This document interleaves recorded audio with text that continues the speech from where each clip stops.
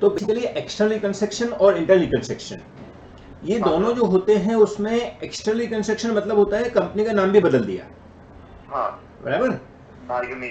हाँ, तो इंडायरेक्टली वो एब्जॉर्प्शन हो जाता है, बेसिकली ऐसा हो जाता है पुरानी कंपनी को किसी नई कंपनी ने परचेज कर लिया, तो उसको हम एक्सटर्नल रिकंस्ट्रक्शन बोल देते हैं। और इंटरनल रिकंस्ट्रक्शन मतलब कंपनी का नाम सेम रहेगा, बस अंदर की चीजें चेंज हो जाएंगी। यस, बट खाली हमने क्या किया है, जो नफा मतलब जो असेट्स लाइब्रेरीज हैं उनके अपने जो भी वैल्यूएशन करना है, जो वैल्यूएशन कम लेके आना है, वो हम वैल्यूएशन लेके आ गए, तो उसको इंटरनल रिकंस्ट्रक्शन बोल देंगे। अब ऐसे केस में जब इंटरनल रिकंस्ट्रक्शन होता है तो it's mandatory that we have to mention जो कैपिटल है या जो कंपनी है वो एज रिड्यूस करके लिखना पड़ता है, बराबर ना। सो एज रिड्यूस करके वर्ड यूज करेंगे और capital reconstruction capital reduction account use करके हम उसका वैल्यूएशन का जो भी कम करना है, ज़्यादा करना है, उसको एडजस्ट करके और जो भी नफा नुकसान आएगा वो शेयर होल्डर में ट्रांसफर कर देंगे, इक्विटी शेयर होल्डर, बराबर।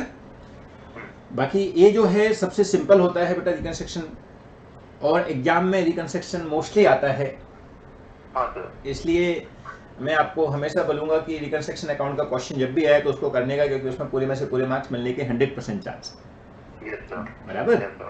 चलो दूसरा डाउट क्या है आपको? दूसरा डाउट है वो अमालगमेशन में है, तो नेचर ऑफ परचेज और नेचर ऑफ इसमें मर्जर ऑफ वो जो दूसरा मेथड है, तो उन दोनों में एक चीज है, क्योंकि एक में वो अमालगमेशन एडजस्टमेंट रिजर्व बनाते हैं, जो स्टैट्यूटरी रिजर्व ले रहे होते हैं, that is nature of merger, ठीक है। तो वो अमालगमेशन एडजस्टमेंट रिजर्व तो हम लोग करते क्या है? अमालगमेशन एडजस्टमेंट रिजर्व को हम करते क्या हैं? सर एक तो जनरल रिजर्व से माइनस करते हैं, वो तो मैंने देखा है, जो आपने करवाया था उसने जनरल रिजर्व से माइनस किया था हमने, बराबर। बट इसमें ये लोग बोल रहे हैं इसको पीएनएल साइड में नेगेटिव बैलेंस लिखना है सर। देखो पीएनएल बोलो या रिजर्व बोलो, बात तो एक ही होती है।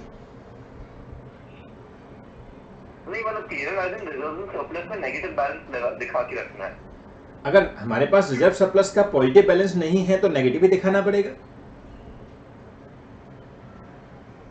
आपके पास reserve surplus as in sir जब हम बैलेंस शीट बनाएंगे तो शेयर कैपिटल होता है, पर एक रिजर्व सरप्लस होता है ना सर, बराबर। तो रिजर्व सरप्लस के जब हम नोट्स टू अकाउंट बनाएंगे सर, उसमें you have to show it as a negative balance. देखो माइनस करना या नेगेटिव बैलेंस लिखना बात तो एक ही हुई। देखो मैं आपको एक पूरा एलेबरेशन देता हूं इसका। बेसिकली क्या है, nature of purchase and nature of merger दो मेथड होते हैं अमालगमेशन के एज पर अकाउंटिंग स्टैंडर्ड 14, जो कि न्यू कोर्स में, न्यू कोर्स बोलेंगे यानी कि सीए फाइनल में इंड AS 103 है जिसका नाम बिजनेस कॉम्बिनेशन है। ओके, सो इंड AS 103 और अमालगमेशन AS 14 क्या बोलता है कि अमालगमेशन करने के दो मेथड होते हैं, एक है नेचर ऑफ परचेज मेथड और एक है nature of merger method. Nature of purchase method जो है वो नॉर्मली हर जगह यूज किया जाता है, but nature of purchase method जिसका नाम, नेचर ऑफ मर्जर मेथड जिसका नाम पुलिंग ऑफ इंटरेस्ट मेथड भी बोलते हैं, वो खाली तभी यूज किया जाएगा जब स्पेसिफिक क्वेश्चन स्पेसिफाइड करे। मैंने क्वेश्चन में स्पेशली बोल दिया है कि नेचर ऑफ मर्जर या pulling of interest method use करो, या फिर उसकी कंडीशन फिलफिल हो रही है। अब कंडीशन क्या होती है नेचर ऑफ मर्जर की, तो हम लोगों ने डिस्कस किया था, आपको याद हो तो, nature of purchase and nature of merger का डिफरेंसेस, रिमेंबर? यस, तो differences between nature of purchase and nature of merger he intimate करेगा कि नेचर ऑफ मर्जर फॉलो करना है कि nature of merger purchase follow करना है। एग्जैक्टली। सो differences आपको याद हैं, 5 डिफरेंस हमने लिखे थे। एक सेकंड। हाँ, एक तो था का कोई सबसे पहले मैं आपको इंट्रोडक्शन बता देता हूँ। मीनिंग मतलब सबसे पहले मीनिंग होता है हमारा, जैसे होता है ना कि हमारे 3 कॉलम होते हैं, एक बेस का कॉलम, एक नेचर ऑफ परचेज का कॉलम, एक नेचर ऑफ मर्जर का कॉलम। तो उसमें बेस वाले में मीनिंग क्या है इसका, nature of purchase, nature of merger का? नेचर ऑफ परचेज मतलब the company is selling off the asset and it's completely shutting down. Okay, hello, yes yes yes, the company is completely shutting down Okay. Nature of merger means कि the company is not shutting down. It's just that like it's merging with the other company, and there's no company that is shutting down. Like company. Actually ऐसा नहीं है dear, ये जो आप बोल रहे हो ना शटिंग डाउन, तो कंपनी जब अपनी नेचर ऑफ परचेज हो चाहे नेचर ऑफ मर्जर हो, ये कंपनी तो अपनी खत्म होने वाली है, क्योंकि उस कंपनी का एग्जिस्टेंस रहेगा ही नहीं। जैसे अभी एग्जांपल के लिए सपोज वोडाफोन और आइडिया जो है वो मर्ज हो गए, तो अब ऐसे केस में वोडाफोन और आइडिया ने चाहे nature of purchase method follow किया हो चाहे nature of merger method follow किया हो, लेकिन आपको इंडिविजुअल वोडाफोन कहीं नहीं मिलेगा और इंडिविजुअल आइडिया कहीं नहीं मिलेगा, आपको भी नई कंपनी का नाम ही मिलेगा, that is Vodafone India company, idea Vodafone company. तो दोनों ही केस में पुरानी कंपनियां तो खत्म होने वाली है। मतलब खत्म होने से मतलब क्या होता है, कंपनियों का खाली नाम खत्म हो गया है, बिजनेस खत्म नहीं हो गया है। तो नेचर ऑफ परचेज का मतलब होता है कि हम लोगों ने अपने बिजनेस को ट्रांसफर नहीं किया बल्कि सेल कर दिया। जैसे आज एग्जांपल के लिए हम बात करें कि हम कोई फ्लैट परचेज करने के लिए गए मुंबई के अंदर, तो फ्लैट परचेज करने में हमने अपना जो घर खरीदा, वो जिसका भी खरीदा उसका घर, अपन ने जो भी कंडीशन थी वो सब अपन ने उसको बोला, जो भी मार्केट का भाव चल रहा है उस हिसाब से उसको पैसे दे दिए, तो वो घर हमने परचेज कर लिया है। लेकिन वही अगर हम बात करें, सपोज दो भाई हैं जैसे मुकेश अंबानी अनिल अंबानी, दोनों भाई में झगड़ा हो गया, अलग अलग रहने लग गए, लेकिन उनकी माँ की इच्छा है कि भाई आप साथ में रहो, अभी मेरा तो कुछ थोड़ा सा जीवन बचा है, मैं तुमको साथ में देखना चाहती हूँ, ऐसा वैसा सब बोलती है उसकी माँ। तो ऐसे केस में मुकेश अंबानी थोड़ा समझदार है, उसने बोला चलो ठीक है एक काम करते हैं, बीच में दीवार है हमारे वो हटा देते हैं और अभी एक ही घर बना लेते हैं, क्योंकि पहले दोनों फ्लैट आजू बाजू में थे, बीच में दीवार रखा रखी दोनों ने। तो वो कैसा हुआ, वो ट्रांसफर ऑफ बिजनेस हुआ। वो कहीं ऐसा नहीं है कि दूसरे ने मुकेश अंबानी ने अनिल अंबानी को कोई घर बेचा है, वो कैसा है दोनों साथ में रहने लग गए। लेकिन उस केस में भी नया घर का नाम तो नया रखना पड़ेगा ना, क्योंकि पहले घर का नाम था मुकेश अंबानी का घर मुकेश अंबानी के नाम था, अनिल अंबानी घर अनिल अंबानी के नाम था, लेकिन अब दोनों एक ही कर दिए तो एक के नाम रहने वाला है घर। मे भी हो सकता है मुकेश अनिल अंबानी नया नाम रख दिया जाए, मे भी हो सकता है कोकला बहन नाम रख दे नए घर का। Are you understood? माने बिजनेस ट्रांसफर हो रहा है, सेल नहीं हो रहा है। उस केस में ये नहीं होगा कि मुकेश अंबानी जो है हो सकता है कि अनिल अंबानी के कपड़े यूज कर ले, क्योंकि वो तो घर के अंदर ही है, अभी भाई भाई हैं दोनों। लेकिन जब हम किसी का घर परचेज करने जाएंगे बाहर मार्केट में, तो उसके हम कपड़े यूज नहीं करने वाले, उससे नहीं बोलेंगे भाई तेरे कपड़े भी हम यूज कर लेंगे, वो बोलेंगे भाई तू अपना पर्सनल सामान लेके जा। तो बोलने का मतलब नेचर ऑफ परचेज जो है वो सेल और परचेज ऑफ द बिजनेस है, जहां हम बिल्कुल अपने बिजनेस को बेच रहे हैं किसी को। और नेचर ऑफ मर्जर जो है वो only transfer of the business है, कोई सेल परचेज नहीं है। अब आती है दूसरी बात, जब इसी पॉइंट में दूसरा बात आ जाएगा, revaluation of assets and liabilities. हाँ सर, तो नेचर परचेज रिवैल्यूड वैल्यू पे लेते हैं, नेचर परचेज सारे असेट्स लायबिलिटीज जाएंगे, but not at the revalued value except the share capital and book value. No, except debenture, debenture can be revalued.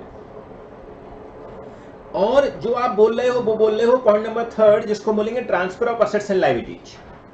तो transfer of assets and liabilities में nature of purchase में खाली real assets real liabilities transfer हो सकती हैं at revalued value, but nature of merger में transfer हो सकता है all assets and liabilities except share capital. क्योंकि शेयर कैपिटल ट्रांसफर इसलिए नहीं हो सकती कि शेयर कैपिटल उस कंपनी की एक खुद की एक आप बोल सकते हो करेंसी है।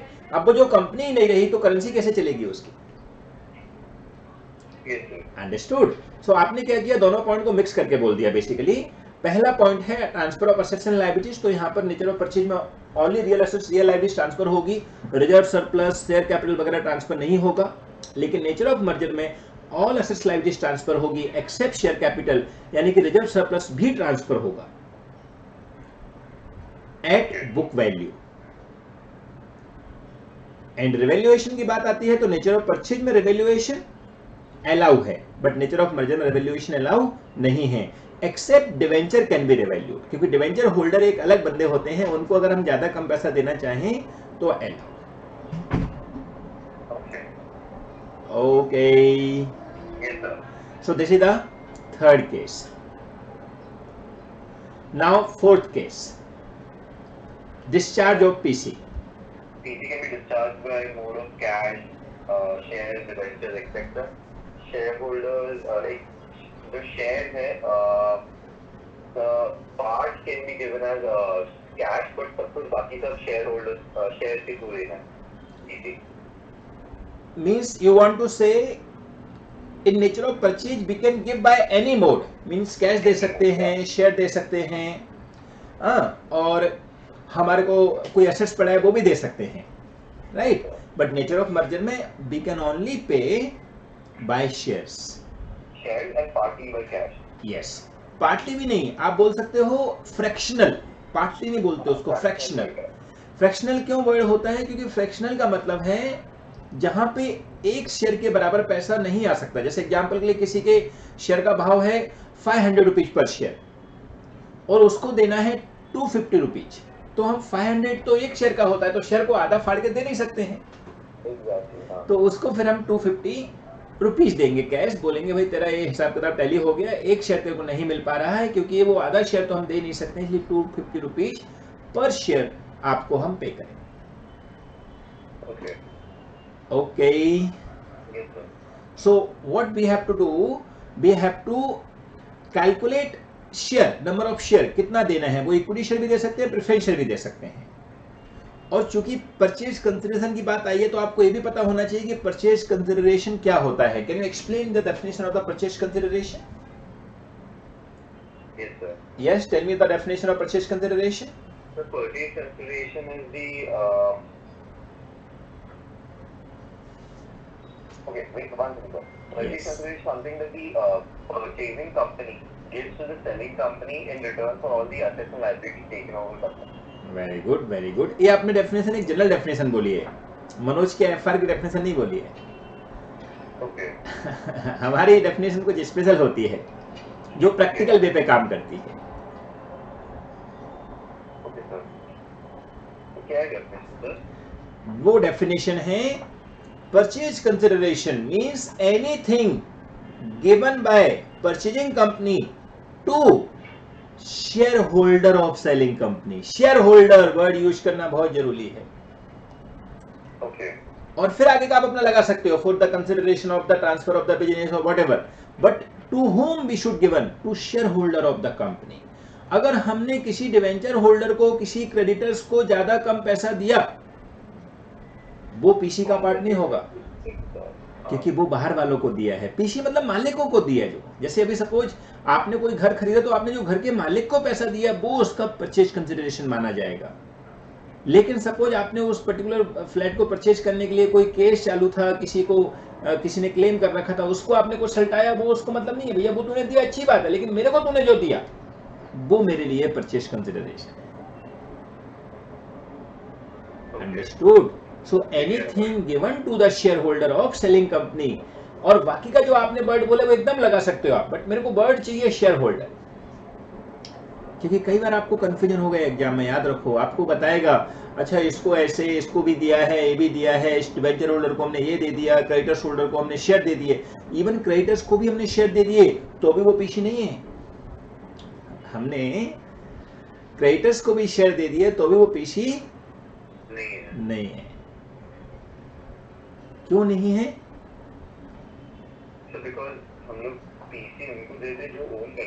Yes, excellent. जो कंपनी के मालिक हैं उनको जो देते हैं वो पीसी होता है, जबकि कंपनी के क्रेडिटर्स को हमने कुछ दे दिया वो तो उनको दिया है, हमने मालिकों को थोड़ी दिया। हाँ, लेकिन उनको जो पेमेंट दिया है वो स्टेप 1 जो हम बनाते हैं, नेट असेट्स टेकन ओवर और नेट असेट्स और असेट्स लायबिलिटी ट्रांसफर, उसमें हम सब वैल्यूड वैल्यू पे लिखेंगे, यानी कि अल्टीमेट पेमेंट वैल्यू पे, जो भी पेमेंट हमने किया है उस वैल्यू पे हम हमको लिखेंगे। माने स्टेप 1 जो बनाएंगे वहां पे अपन assets taken over, liabilities taken over, so उस टाइम पर हम असेट्स लायबिलिटीज की रिवैल्यूड वैल्यू लिखेंगे। Okay, very good. सो ये हो गया revaluation of discharge of PC, और पीसी का मतलब भी सीख लिया। एक लास्ट डिफरेंसेस और था, that is statutory reserve.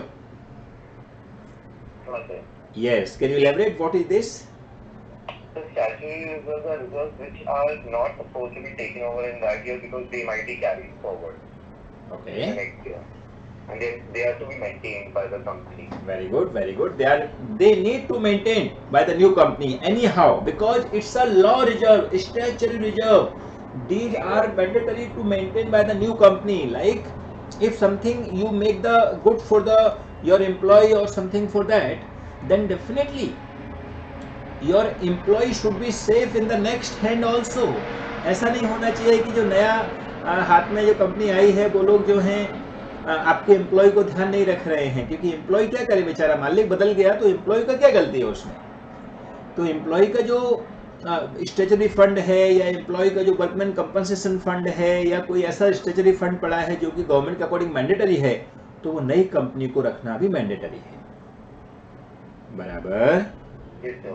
But मेरा क्वेश्चन ये नहीं था, मेरा क्वेश्चन डिफरेंसेस से था। What is the difference between nature of purchase, nature of merger for statutory reserve? Statutory reserve is maintain, compulsory to maintain. Actually क्या है बेटा, nature of purchase, nature of merger दोनों में ही हमको इसको मेंटेन करना पड़ेगा, बट नेचर ऑफ परचेज में इसको मेंटेन करने के लिए अलग से एंट्री पास करनी पड़ेगी। अलग से एंट्री पास करनी पड़ेगी मतलब हमको इसको क्रिएट करना पड़ेगा, क्योंकि नेचर ऑफ परचेज में रिजर्व को ट्रांसफर नहीं होता है। नेचर ऑफ परचेज में खाली real assets, real liabilities transfer होती है, कोई रिजर्व ट्रांसफर नहीं होता है। और जब रिजर्व ट्रांसफर नहीं हो रहा है तो नेचर ऑफ परचेज में हम लोग इसके लिए अलग से एंट्री पास करके दिखाएंगे, जो आप मेरे को स्टार्टिंग में डाउट पूछे थे, that is amalgamation adjustment reserve account debit. उसका पूरा नाम याद रखना, क्या नाम रखना है? Amalgamation adjustment reserve account debit to statutory reserve. So ऐसे करके वो एंट्री हमने स्पेशल पास कर दी, जिससे एक नया अकाउंट खड़ा हो गया, अमालगमेशन एडजस्टमेंट रिजर्व, और स्टेचुरी रिजर्व हमारी बुक्स में आ गए। अब दोनों के दोनों ही रिजर्व सरप्लस में जाने वाले हैं जब हम नोट 2 अकाउंट बनाएंगे ना, क्योंकि हमको भी balance sheet as per schedule 3 बनानी होती है, बट शेड्यूल 3 में डिवीजन 2 जो है वो इंड एस के अकॉर्डिंग होता है और डिवीजन 1 जो है वो एएस के अकॉर्डिंग होता है। तो अभी आपको एएस के अकॉर्डिंग बनानी है, सीएफएल में पहुंच के आपको डिवीजन 2 के हिसाब से बनाना है, एज पर इंड एस बनाना है। लेकिन शेड्यूल 3 तो कॉमन है दोनों में ही, तो शेड्यूल 3 के अकॉर्डिंग जब रिजर्व सरप्लस का आप नोट 2 अकाउंट बनाओगे, वहां पर दोनों ही रिजर्व सरप्लस में जाएगा। कौन कौन सा दोनों? Statutory reserve and amalgamation adjustment reserve. Amalgamation adjustment reserve का नेगेटिव बैलेंस जाएगा और स्टेचुरी रिजर्व का पॉजिटिव बैलेंस जाएगा। तो नेट क्या हुआ? वेरी गुड, नेट तो जीरो ही होगा, क्योंकि रिजर्व सरप्लस में कोई फर्क तो पड़ा ही नहीं ना। अमालगमेशन एडजस्टमेंट रिजर्व एक अकाउंट खड़ा हो गया नेगेटिव और स्टेचुरी रिजर्व एक अकाउंट खड़ा हो गया पॉजिटिव, अमाउंट दोनों की सेम है, आप उसमें अमाउंट टैली, खत्म। अभी रुको, नेचर ऑफ मर्जर में भी आता हूं मैं। तो नेचर ऑफ मर्जर के अंदर अभी क्या करेंगे, वहां पर हमको अलग से करने की जरूरत नहीं है एंट्री। रीजन वहां हमने रिजर्व पहले से ही ट्रांसफर कर दिया है यार, और जब रिजर्व पहले से ट्रांसफर हो गए हैं तो उसके साथ स्ट्रेच रिजर्व भी पहुंच चुका है ना। तो अलग से पास करने की एंट्री की क्या जरूरत है? जब अपने रिजर्व पहले ही पहुंच गए तो स्ट्रेच रिजर्व भी पहुंच गया, तो हमारा काम तो हो गया, क्योंकि न्यू कंपनी के यहाँ पर स्ट्रेच रिजर्व पहुंचना कंपलसरी है। अगर स्ट्रेच रिजर्व न्यू कंपनी के नहीं पहुंचे तो अलाउ नहीं है, as per AS 14, even as per Ind AS 103 भी अलाउ नहीं है।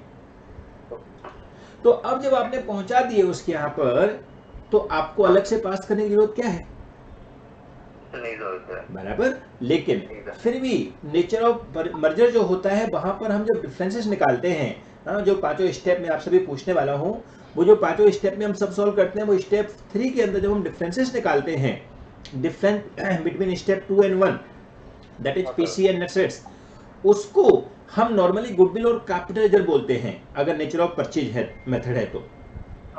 But nature of merger method हो तो उस डिफरेंसेस को हम गुडविल कैपिटल रिजर्व के बजाय अमालगमेशन एडजस्टमेंट रिजर्व गुडविल की जगह और जनरल रिजर्व कैपिटल रिजर्व की जगह यूज कर सकते हैं। मतलब यस, जरूरी नहीं, मैंडेटरी नहीं है, बट कर सकते हैं।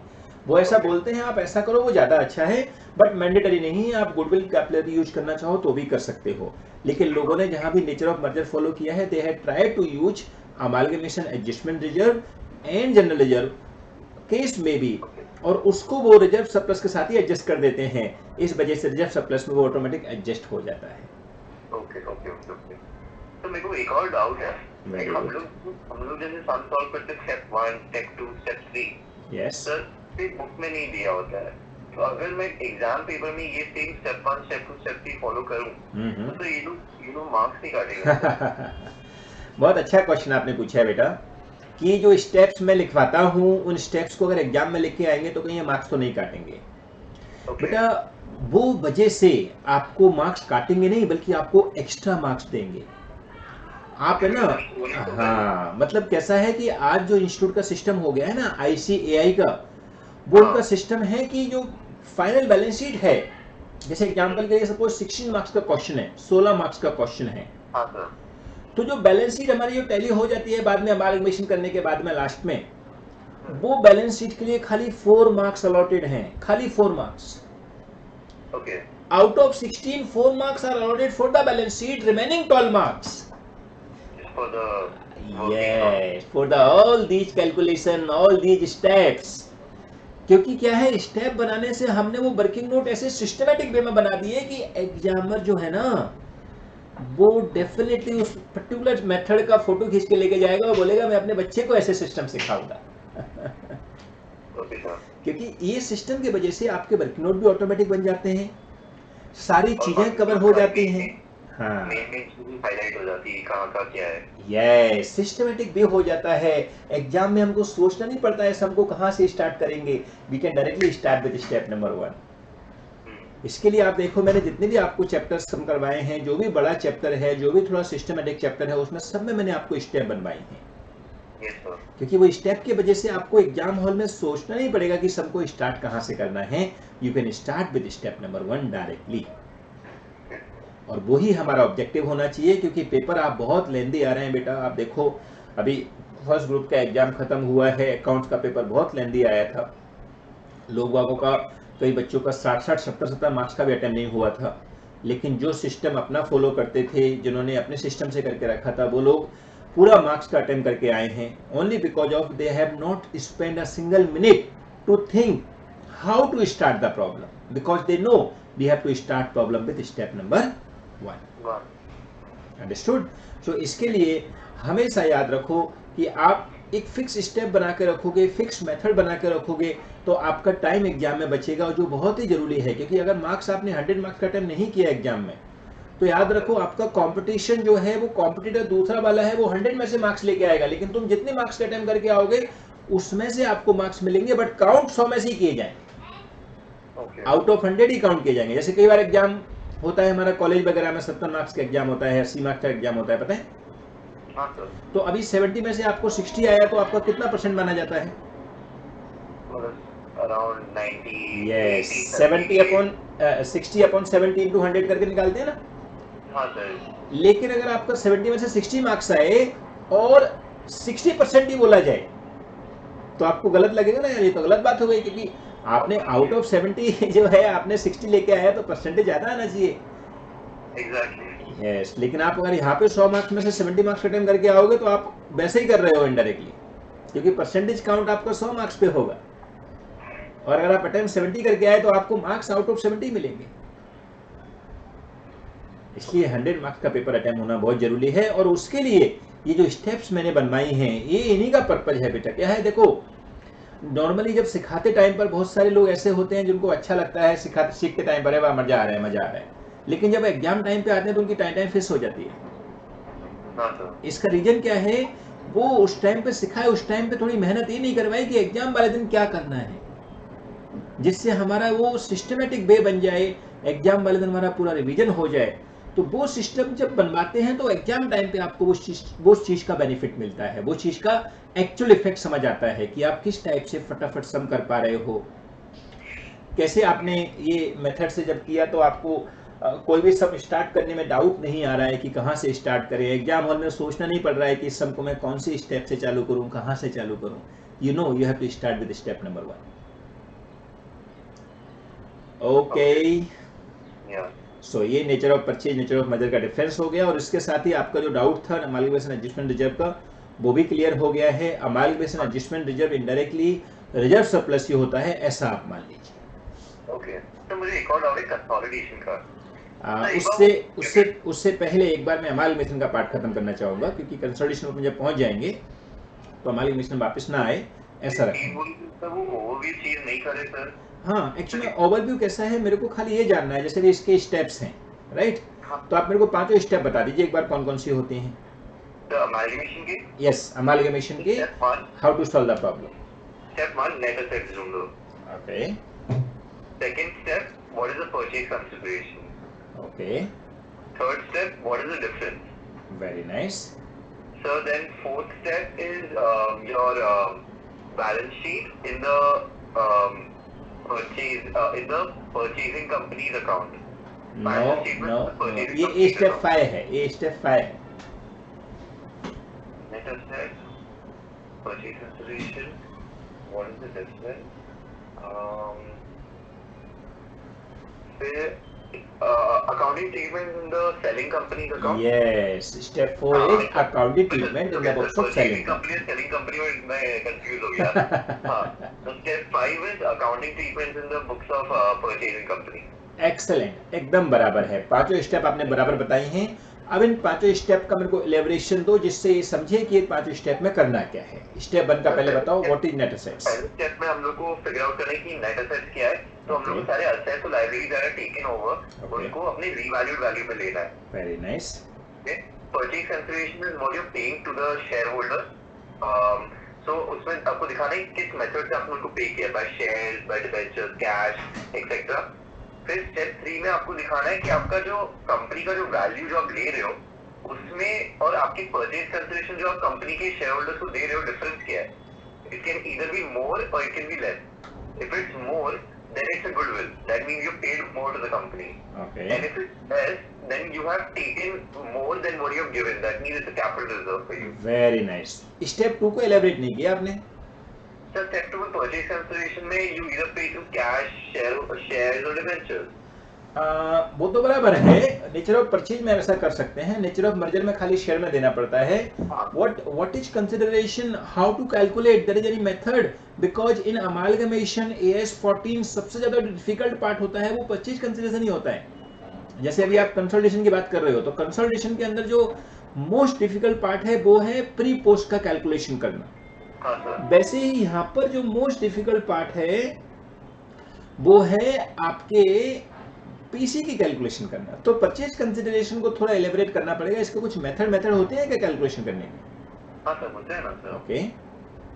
एक तो नेट इसमें एक तो नेट पेमेंट मेथड होता है. Very good, very good. आपने जितना पे किया है उसका नेट. तो जैसे आपके प्रेफरेंस है वो तो सबलिशन ओके. ओके. एक इंट्रिंसिक मेथड होता है जहाँ पे आप शेयर्स का पर शेयर वैल्यू लेते हो और उसके हिसाब से दूसरी कंपनी को देते हो. ओके. फिर अगर कोई भी मेथड नहीं है बोला तो आपको नेट एसेट की वैल्यू दे देनी है जो आपने स्टेप 1 में ढूंढा है. Very nice. तो कौन सा मेथड कब यूज करेंगे, ऐसा का भी कोई रूल होता है कि मर्जी आज उठा के ले लो?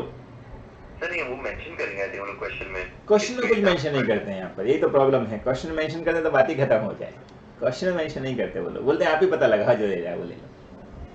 ओके.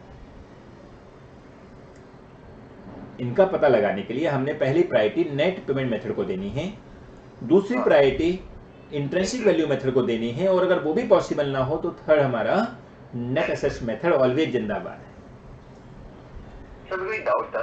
हाँ सर, नेट एसेट्स में जो नेचर मर्जर होगा उसमें जो हम लोग लायबिलिटी रियल लायबिलिटी वाला पार्ट देंगे उसमें रिजर्व्स की भी वैल्यू डालेंगे ना साथ साथ में. देखो, अगर हम पीसी के पॉइंट ऑफ व्यू से नेट एसेट्स निकाल रहे हैं तो हमको नेट एसेट्स ऐसे निकालना है जैसे कि नेचर ऑफ परचेज मेथड कर रहे हैं. हाँ, पर अगर हम लोग स्टेप 1 वाला नेट एसेट निकाल रहे हैं उसमें हम लोग रिजर्व सरप्लस भी डालेंगे ना सर? बिल्कुल बिल्कुल बिल्कुल डालेंगे. इसलिए स्टेप 1 जो होता है वो nature of purchase method, nature of merger method में इनडायरेक्टली शेयर कैपिटल के लिए हो जाता है. हाँ हाँ, मतलब हाँ, क्योंकि शेयर कैपिटल का डिफरेंस बचा ना. आपने सारी एसेट्स लायबिलिटीज बुक वैल्यू पे लिए हैं. हाँ, रिजर्व सरप्लस को भी ले लिया है एक्सेप्ट शेयर कैपिटल. तो एंड में डिफरेंस शेयर कैपिटल बचेगा subject to any revaluation of debenture. अगर डिबेंचर का कुछ रिवैल्यूएशन हुआ है तो थोड़ा बहुत शेयर कैपिटल से ज्यादा कम भी हो सकता है. अदरवाइज शेयर कैपिटल ही हमारा नेट एसेट्स हो जाता है अगर नेचर ऑफ मर्जर मेथड है तो. बराबर. लेकिन पीसी के लिए अगर निकालना है तो पीसी के लिए नेचर ऑफ मर्जर मेथड में नेट एसेट्स को as per nature of purchase method ही निकालना पड़ेगा, तभी जाके पीसी बराबर आएगा. ओके. अब कौन से मेथड को प्रायोरिटी दिया वो तो पता चल गया, लेकिन मेथड कौन सा है पता कैसे चलेगा? तो इसके लिए एक रूल होता है कि नेट पेमेंट मेथड का मतलब होता है when they give us complete payment given to shareholder. I repeat, when it's give us complete payment given to shareholder of selling company. Yes sir. अगर उसने ये बोला है कि इक्विटी शेयर होल्डर को इतना दे दिया, प्रेफरेंस शेयर होल्डर को इतना दे दिया, मतलब उसने कंप्लीट पेमेंट दे दिया है। लेकिन अगर उसने कहीं ऐसा लिख दिया कि बैलेंस के लिए हम उनको कुछ शेयर दे देंगे, लेकिन कितना शेयर देंगे वो नहीं पता, तो कंप्लीट पेमेंट नहीं है। अगर कंप्लीट पेमेंट नहीं है तो nature of payment method use नहीं हो सकता है, यानी कि नेट पेमेंट मेथड यूज नहीं हो सकता है। ओके। फिर इंट्रिंसिक वैल्यू मेथड कब यूज होता है? जब वो क्वेश्चन स्पेसिफाइड करेगा कि इनको शेयर वैल्यू के हिसाब से पैसा देना है, जिसका शेयर भाव उसके हिसाब से उनको पेमेंट देना है। एग्जैक्टली, हाँ। और लास्ट जो मेथड है वो मेथड कब यूज होता है? जब कुछ ना, हाँ, फर्स्ट टू मेथड ऑप्शन में ना हो तो लास्ट थ्री मेथड हमेशा हमारा ऑप्शन में अवेलेबल होता है। ओके, तो मैं नाश्ता करके आपको वापस कॉल करूं? हाँ, अब पहले आप कंसोलिडेशन का डाउट पूछो। कंसोलिडेशन भी, हाँ, मेरे को डिविडेंड वाला एक बार समझा सकते हो आप, जो डिविडेंड मेथड होता है? ओके, जहाँ पर अपने डिविडेंड दिया है, आउट ऑफ प्री प्रॉफिट दिया है, आउट ऑफ पोस्ट प्रॉफिट दिया है, राइट? हाँ, वही। बराबर बात है। अच्छा, उससे पहले कंसोलिडेशन आपको पता हो तो न्यू कोर्स में भी, मतलब सीए फाइनल के अंदर भी कंसोलिडेशन का वेटेज अराउंड, इस बार एग्जाम में जो भी नवंबर 2020 का एग्जाम हुआ था उसमें अराउंड 26 मार्क्स का कंसोलिडेशन आया। 26 मार्क्स। हाँ, तो आउट ऑफ 100 मार्क्स 26 मार्क्स तो अकेला एक कंसोलिडेशन अकेला हो गया। तो इसका वेटेज बहुत अच्छा है और इसका लॉजिक जो है ना अभी क्लियर रहे तो उसके बाद में आपको इंडेक्स के अकॉर्डिंग भी करने में दिक्कत नहीं आती है, क्योंकि आपको जो सीए इंटर में है वो एज पर AS 21, 23 एंड 27 है, और जब सीए फाइनल में आओगे तो एज पर इंडेक्स 110, 111, 28, 27 ऐसे 4 इंडेक्स हो जाते हैं। सबका लॉजिक एक ही है कि आपको पूरे कंसोलिडेशन में आपका पर्पज है कि आपको कंसोलिडेट करना है ऐसी कंपनियों को जो आप कंट्रोल कर रहे हो। जैसे मैं आपको कई बार एग्जांपल देता था कि एनएससी जो है, नेशनल स्टॉक एक्सचेंज, उसके अंदर अराउंड 28-29 कंपनियां हैं जिनको वो कंट्रोल करती है। तो वो जो सब कंपनियां हैं वो सब कौन है? उनकी सब्सिडरी कंपनी है या एसोसिएट कंपनी है या जॉइंटली कंट्रोल एंटिटी है, बराबर। और हमारी जो कंपनी है वो होल्डिंग कंपनी है, माने एनएससी जो है वो होल्डिंग कंपनी है, कंट्रोलर कंपनी है। तो वो होल्डिंग कंपनी की ये रिस्पॉन्सिबिलिटी है कि बाकी की सारी कंपनियों की एक कंसोलिडेटेड बैलेंस शीट बना के प्रेजेंट करे, जिससे जो नॉर्मल अकाउंट बन रहे हैं उनके इंडिविजुअल वो तो बनेंगे ही, जो उनके इंडिविजुअली नॉर्मल अकाउंट बन रहे हैं वो तो बनेंगे ही, इसके अलावा एक्स्ट्रा में एक कंसोलिडेटेड फाइनेंशियल स्टेटमेंट बना के और तैयार करना है, जिसके अंदर जो पेरेंट कंपनी है यानी कि जो होल्डिंग कंपनी है उसकी तो सारी एसेट्स लायबिलिटी आएगी, बल्कि जो सब्सिडरी कंपनियां हैं उनकी भी एसेट्स लायबिलिटी उसमें ऐड की जाती है। उसके लिए भी हमने एक फिक्स सिस्टम बना रखा है, step to solve the problem. कितनी स्टेप होती है इसमें सॉल्व करने की? स्टेप 1, स्टेप 2 और कंसोलिडेशन बैलेंस शीट, राइट? यानी कि 3 स्टेप में हम सम सॉल्व करते हैं। लेकिन उन तीनों स्टेप में जो सबसे मेजॉरिटी वाला पार्ट है, जैसे मैंने आपको अमालगमेशन में बताया, पीसी का कैलकुलेशन मेजर होता है। Yes, very good. ऐसे ही इसमें प्री पोस्ट का कैलकुलेशन मेजर होता है। वो प्री पोस्ट का कैलकुलेशन कैसे करना है, तो उनका सिंपल मानना है या सिंपल फंडा है कि प्री मतलब till date of acquisition, and post मतलब from the date of acquisition till date of consolidation. Very nice, yes, consolidation, right. Till the date what be consolidate the financial statement, बराबर। एक बार फिर से बताइए प्री का मतलब क्या है? प्री मतलब before the date of acquisition, till the date of acquisition actually. Very good. And post is from the date of acquisition till the date of consolidation of balance. Excellent. So pre post का बाइफिकेशन क्यों important है? क्योंकि consolidation करना हर साल compulsory है। ऐसा नहीं है कि एक बार बना दिया उसके बाद में कंसोलिडेशन दोबारा नहीं बनाना पड़ेगा, हर साल बनाना पड़ता है। और हर साल बनाना पड़ता है। उसमें हमने जब कंपनी को एक बार टेक ओवर कर लिया तो कंपनी तो हमारे हाथ में आ गई अभी, तो कंपनी जब हमारे पास आ चुकी है, हमारे कंट्रोल में आ चुकी है, लेकिन हर बार उसका कंसोलिडेशन करना मैंडेटरी है। बट हमने जब लिया था कंपनी को, उस टाइम हमने जो पैसा दिया वो ही पैसा दिया हमने, उसके आगे हमको पैसा नहीं देना है। अगर कंपनी के शेयर का भाव बढ़ जाता है, कंपनी मुनाफा कमाती है, तो उसमें हमको हिस्सा मिलने वाला है विदाउट कुछ पे किए।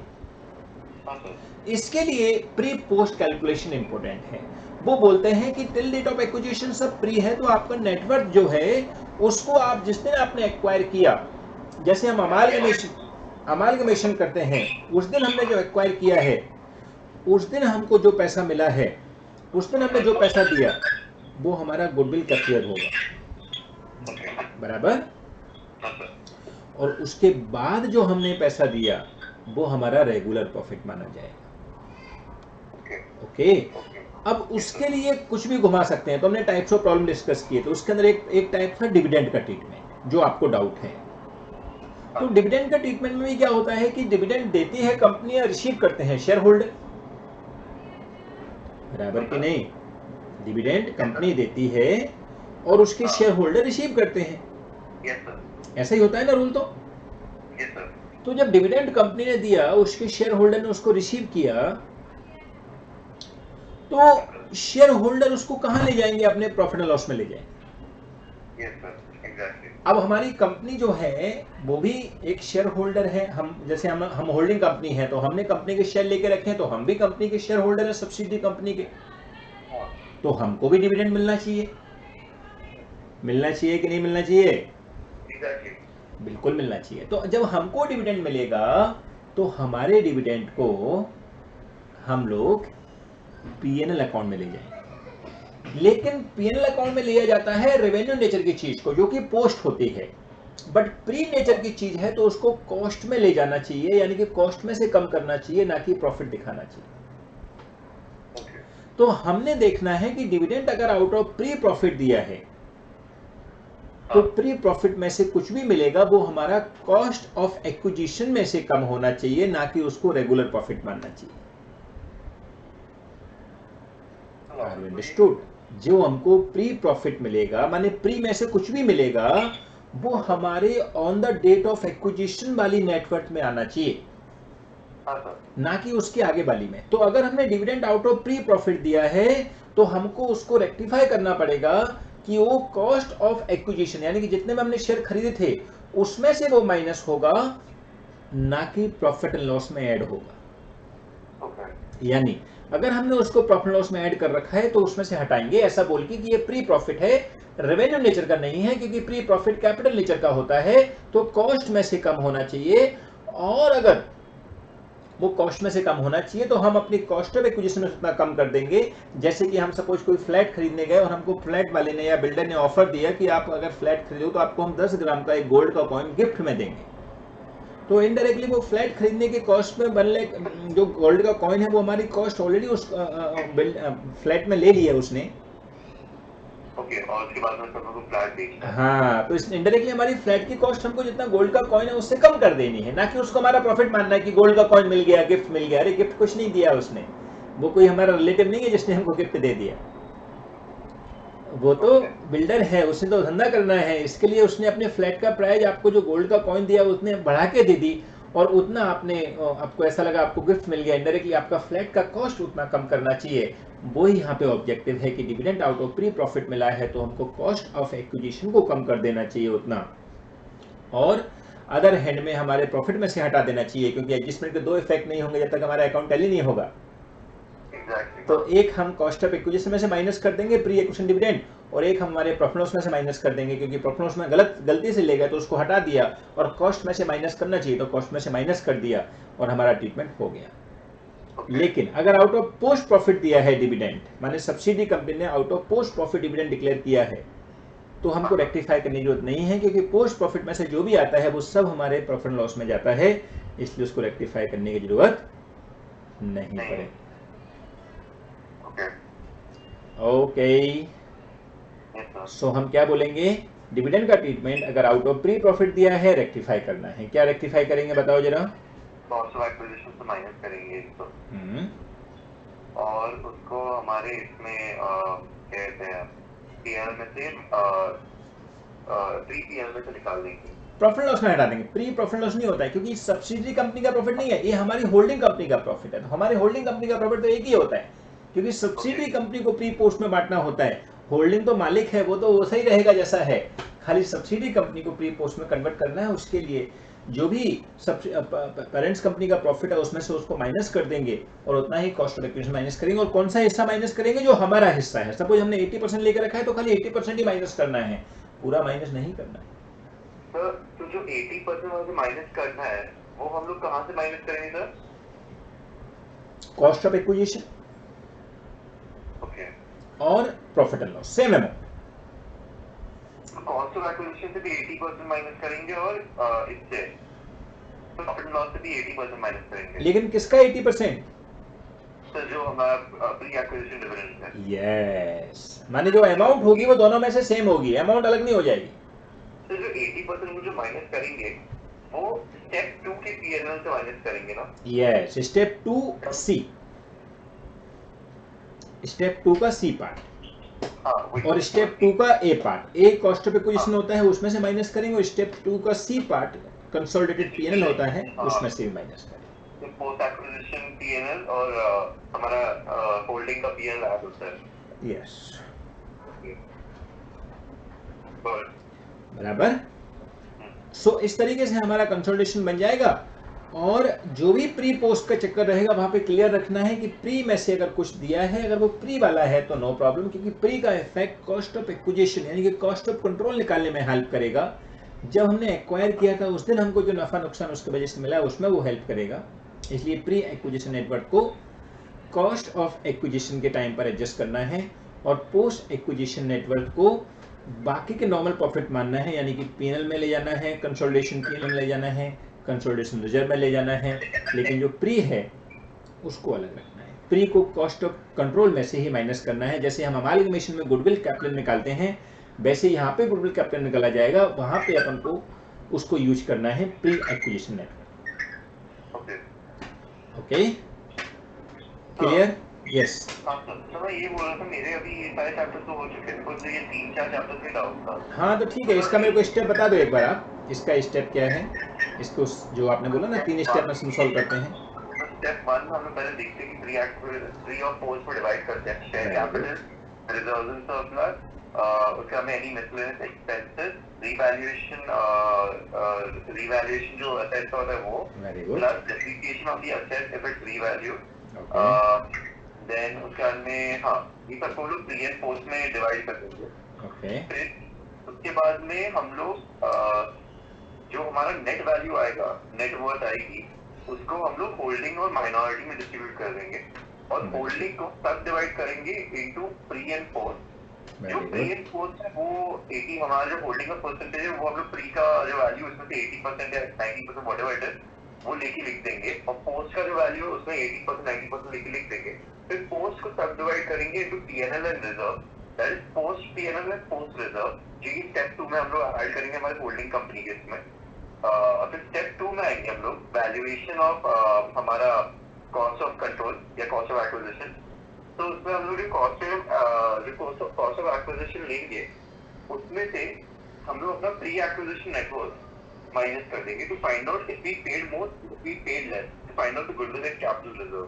Okay, very nice. उसके बाद में हम लोग अपना कंसोलिडेटेड रिजर्व ढूंढेंगे जिसमें हमारा वो reserve of holding company plus post acquisition reserve of subsidiary company आ होंगे।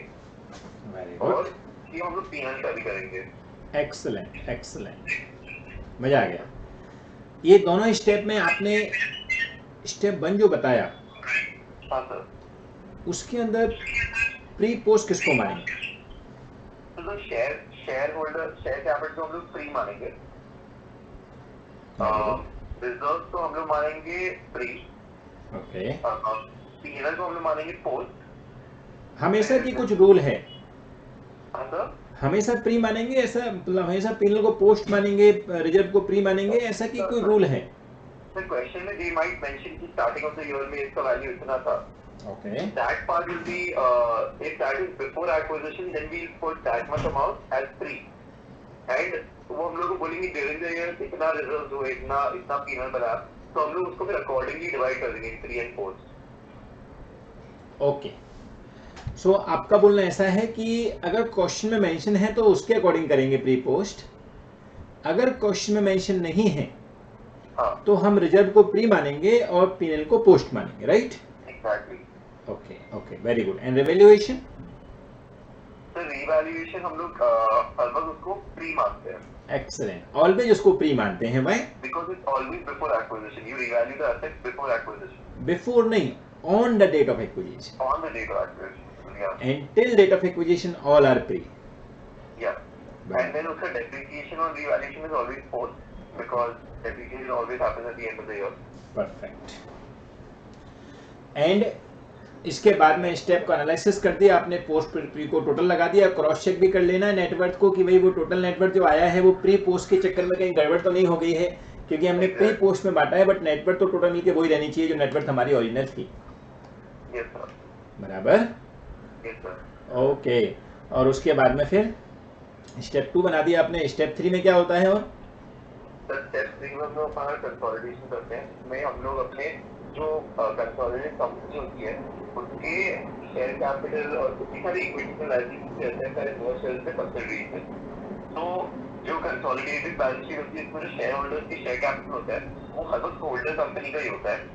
फिर रिजर्व एंड सरप्लस में हम लोग वो हमारा जो प्री एक्विजिशन जो हमने स्टेप 2 में किया वो सब आएगा, प्लस जो एडिशनल जो भी रिजर्व है वो ऐड कर देंगे हम लोग, तो उसका एक वर्किंग नोट बनाएंगे। फिर माइनॉरिटी इंटरेस्ट हम लोग स्टेप 1 के थ्रू मिल जाता है, माइनॉरिटी इंटरेस्ट हमारा सेकंड वो रहता है। फिर हम लोग अपने वो सारे non current liability, current liability, asset और सब कुछ होल्डर प्लस सब्सिडरी करते हैं। Very nice. सो ऐसे ऐसे करके हमारा जो बैलेंस शीट है वो बन के रेडी हो जाता है, और balance sheet must be tally. उसके लिए याद रखना है कि जितने भी एडजस्टमेंट दिए हों उन एडजस्टमेंट के 2 इफेक्ट होना बहुत जरूरी है। बराबर? इफेक्ट 2 डालते जाएंगे तो ऑटोमेटिक हमारा बैलेंस शीट एंड में टैली हो जाएगी। बराबर? हाँ, ठीक है। तो बेसिकली ये जो अभी कंसोलिडेशन है, अमालगमेशन है और अमालगमेशन और पार्टनरशिप वाला जो पार्ट है वो कहीं ना कहीं एक दूसरे से इंटरकनेक्टेड ही है।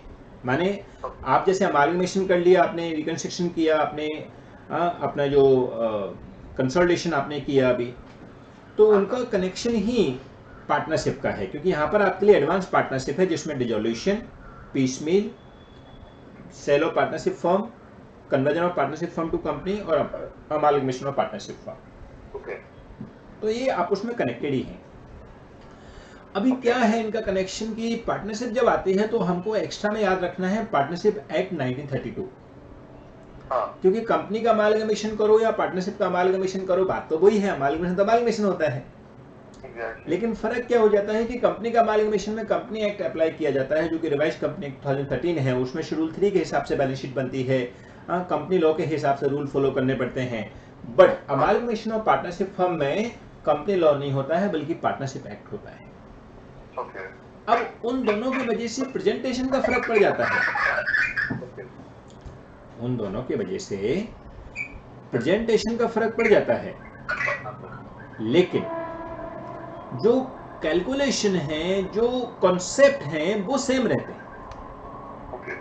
आप समझे? यानी कि अमालगमेशन में हम जैसे दो कंपनियों को मर्ज करते हैं वैसे यहाँ पे भी दो पार्टनरशिप फर्म को मर्ज करना है, लेकिन यहाँ पर पार्टनर है उनके कैपिटल का हिसाब किताब रखना है, इसके लिए यहाँ पर पार्टनर्स कैपिटल अकाउंट एक्स्ट्रा में और बनाना पड़ता है। ओके, सो पार्टनरशिप का जब आता है तो अपन को पार्टनरशिप के रूल के अकॉर्डिंग पार्टनरशिप एक्ट में एक्स्ट्रा क्या होता है वो और पता रहे। बाकी का अमालगमेशन जैसा हमने किया है वैसे ही अमालगमेशन ए वाला है। यस, स्टेप भी ऑलमोस्ट सेम ही है, खाली हमको एक्स्ट्रा में पार्टनरशिप एक्ट को याद रखना है। उसके लिए रूल क्या है कि एक तो पार्टनर्स का हिसाब किताब अलग अलग रखना है। यानी शेयर होल्डर जो होते हैं वो ओवरऑल शेयर कैपिटल लिखते हैं, हम कभी मेंशन नहीं करते हैं कि शेयर कैपिटल ए की कितनी है, बी की कितनी है, सी की कितनी है, ऐसा दिखाते हैं कभी? लेकिन पार्टनरशिप फर्म आती है वहां पे हमको दिखाना पड़ता है कैपिटल ए का कितना है, बी का कितना है, सी का कितना है। सो हमारा पर्पज ये है कि हम लोग कैलकुलेशन करते टाइम पर जैसे दिखा रहे हैं पार्टनरशिप की डिटेल के बारे में, वैसे ही हमको पार्टनरशिप का अकाउंट बना देना है जिससे पार्टनर्स का इंडिविजुअल हिसाब किताब और हो जाए। बराबर? सो पार्टनर्स कैपिटल अकाउंट बनाना मतलब कैसा है, जैसे कैपिटल अकाउंट बना रहे हैं। अब कैपिटल अकाउंट अगर एक आदमी के बनाएंगे तो एक ही कॉलम बनेगा, 3 आदमियों के बनाएंगे तो 3 अमाउंट के कॉलम बन जाएंगे। क्योंकि फर्क क्या पड़ेगा, पार्टनर्स कैपिटल अकाउंट मतलब आपने इतने पार्टनर उतना कैपिटल अकाउंट बना दिया, बट जैसे हम इंडिविजुअल कैपिटल अकाउंट बनाते हैं या इंडिविजुअल कोई लेजर बनाते हैं, वैसे ही वो पार्टनर्स कैपिटल अकाउंट है।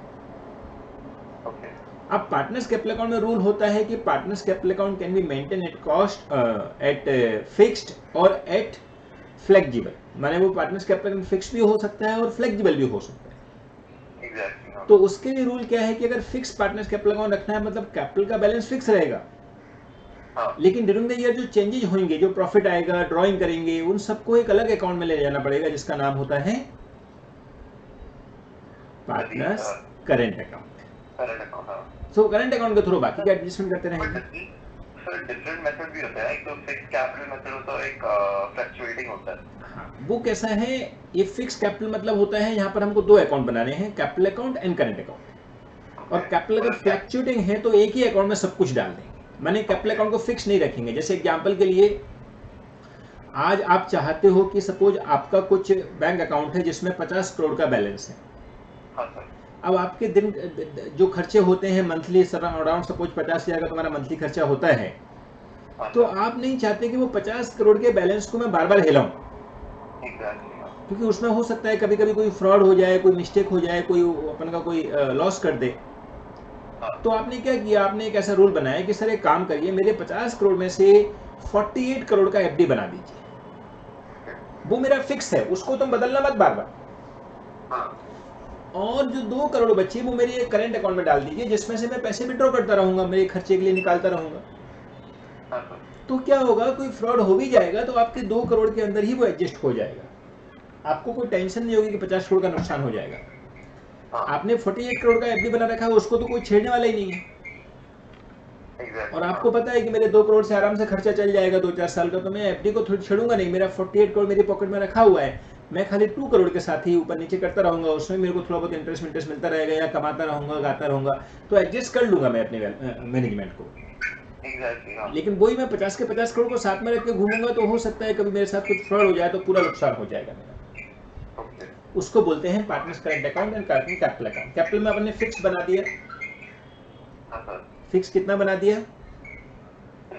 हमारा कैपिटल है, हमने नक्की कर लेना है कितना कैपिटल है, और उतना फिक्स कैपिटल बना के हम लोगों ने क्या किया, करंट अकाउंट बना दिया। करंट अकाउंट, उसमें सारे डे टू डे के खर्चे हमने डाल दिए और हम फ्री हो गए। बराबर।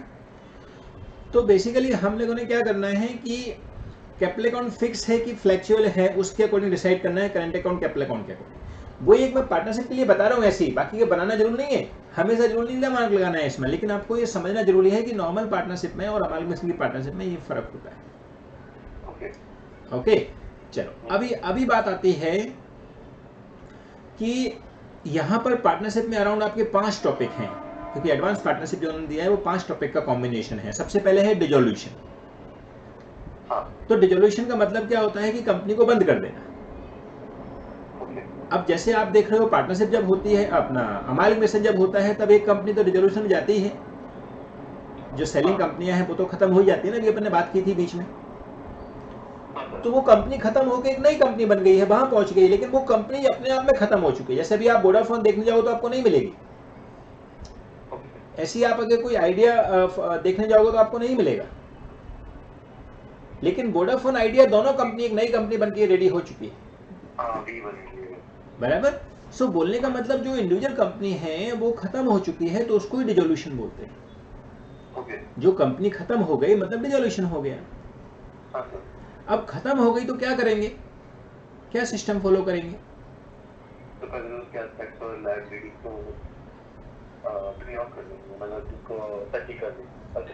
एकदम बराबर बात है। माने हम उस कंपनी के एसेट्स लायबिलिटीज को ऐसे राइट ऑफ करेंगे कि हम आफ्टर डिसोल्यूशन अगर बैलेंस शीट बनाने की कोशिश करें तो बैलेंस शीट 0 आए, माने nothing balance should be remain. अगर बैलेंस कुछ बच गया मतलब गड़बड़ है।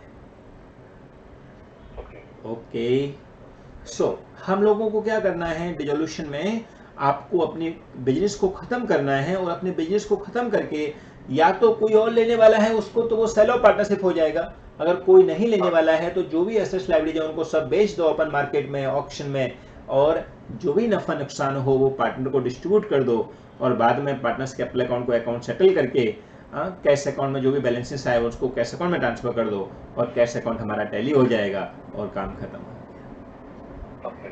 माने हम लोगों ने अपने बिजनेस को खत्म कर दिया, किसी को बेचा नहीं। अगर किसी को बेचेंगे तो वो सेल ऑफ पार्टनरशिप फर्म हो जाएगा। जैसे कोई कंपनी खुद खत्म हो जाए, कोई ना ले, जैसे आप एग्जांपल के लिए किंगफिशर है, अभी किंगफिशर कंपनी किसी ने लिया नहीं है, वो अपने आप में ही खत्म हो गया।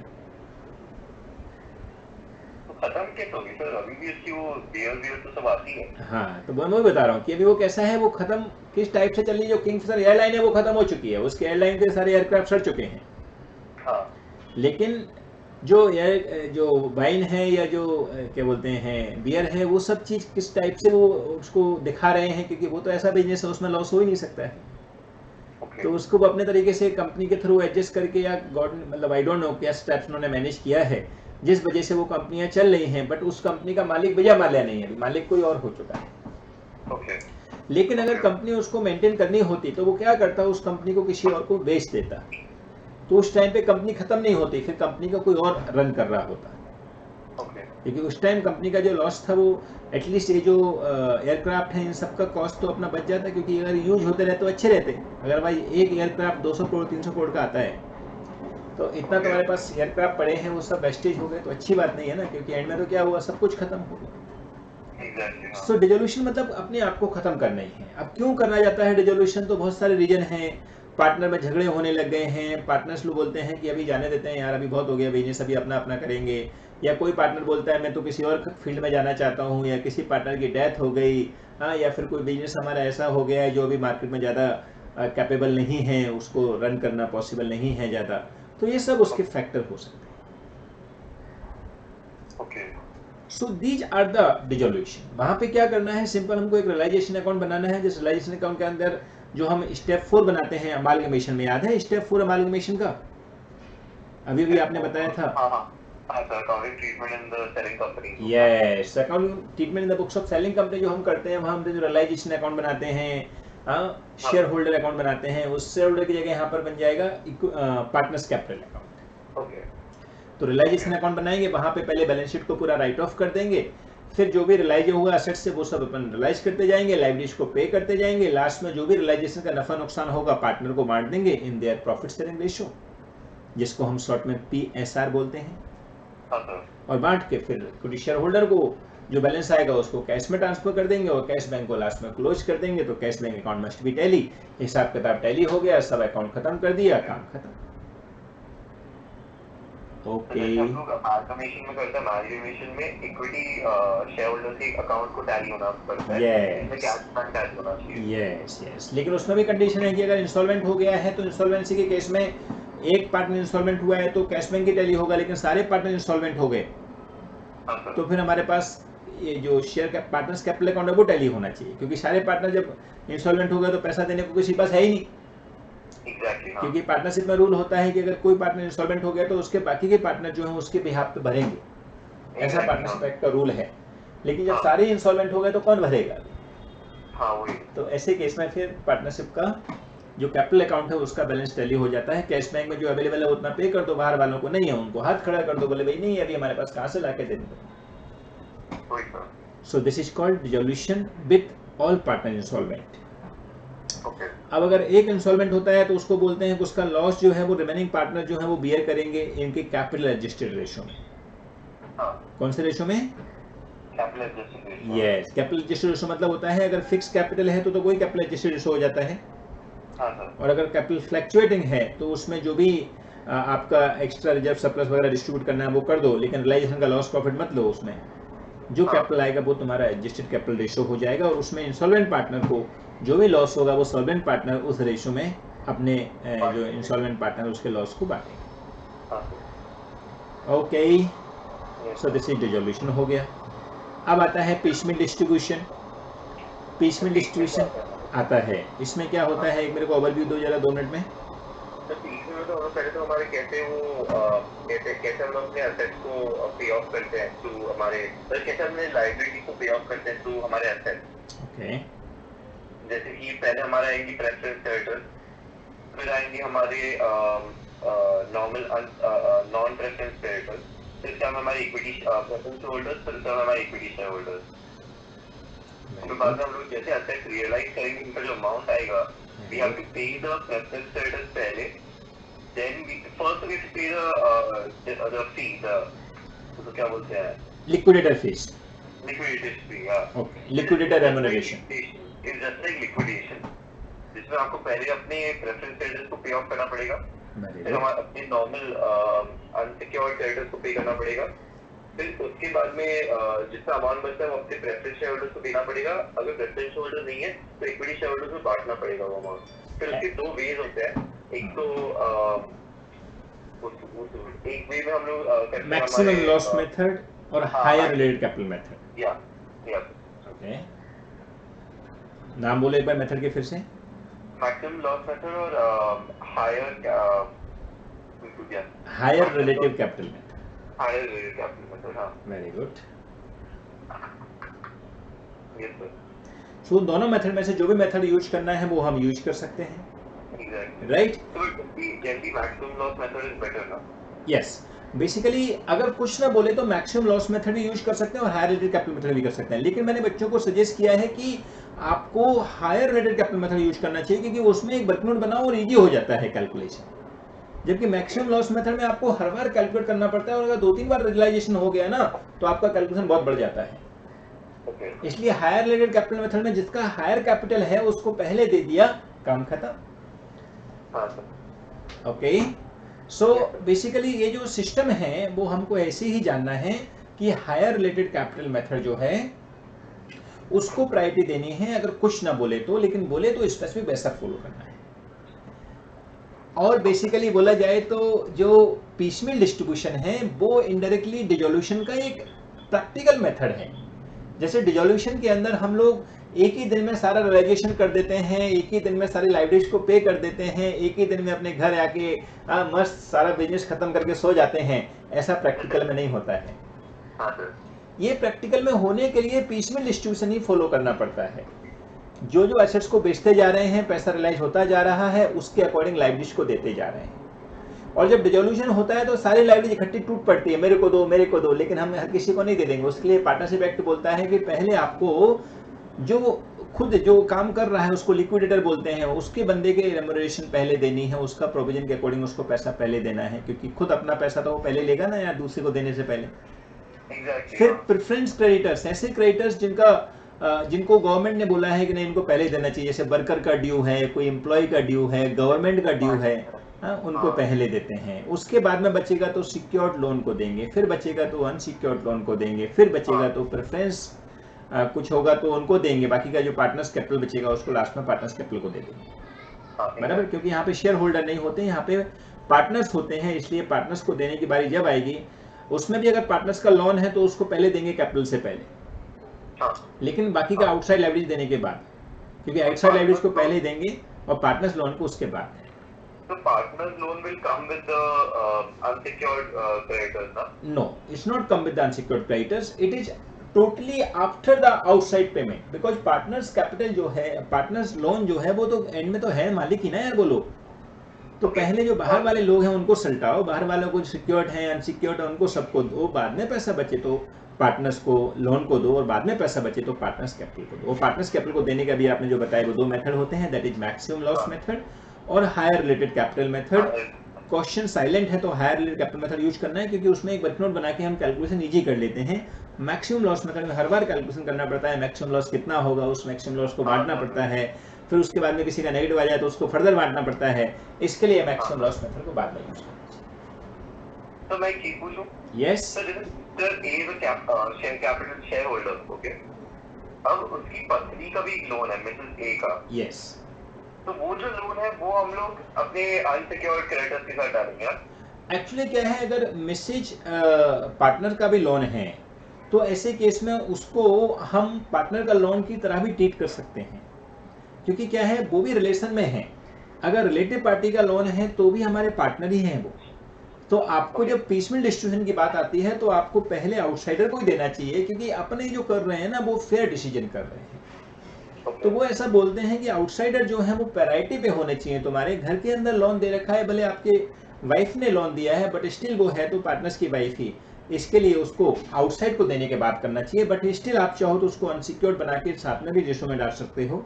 बट ऐसा मेरा मानना है कि आप लोगों को उसको लाइबिलिटीज आउटसाइड को पहले पे करो, फिर बाद में घर के अंदर लाइबिलिटीज की जब बारी आई पेमेंट करने की तो पहले पार्टनर लोन या वाइफ का लोन को पे करो और फिर पार्टनर्स कैपिटल को पे करो।